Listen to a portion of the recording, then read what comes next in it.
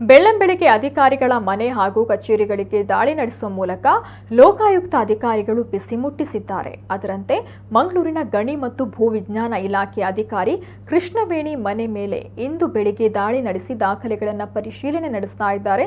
Lokayukta SP Nataraj ನೇತೃತ್ವದಲ್ಲಿ ಏಕಕಾಲದಲ್ಲಿ ದಾಳಿ ನಡೆಸಿದ ಅಧಿಕಾರಿಗಳ ತಂಡ ಮಂಗಳೂರಿನ ವೆಲೆನ್ಸಿಯಾದಲ್ಲಿರುವ ಮನೆಗೆ ಹಾಗೂ ನಗರದ ಮಲ್ಲಿಕಟ್ಟೆಯಲ್ಲಿರುವ ಕಚೇರಿ ಮೇಲೆ ದಾಳಿ ನಡೆಸಿದ್ದಾರೆ. ಕಳೆದ 2 ತಿಂಗಳ ಹಿಂದೆಯಷ್ಟೇ ಮಂಗಳೂರಿಗೆ ವರ್ಗಾವಣೆಯಾಗಿ ಬಂದಿದ್ದ ಕೃಷ್ಣವೇಣಿ ಅವರು ವೆಲೆನ್ಸಿಯಾದಲ್ಲಿರುವ ಫ್ರೆಡ್ ರೋಸ್ ಎನ್ಕ್ಲೇವ್ ಅಪಾರ್ಟ್ಮೆಂಟ್ನಲ್ಲಿ ವಾಸವಾಗಿತ್ತು.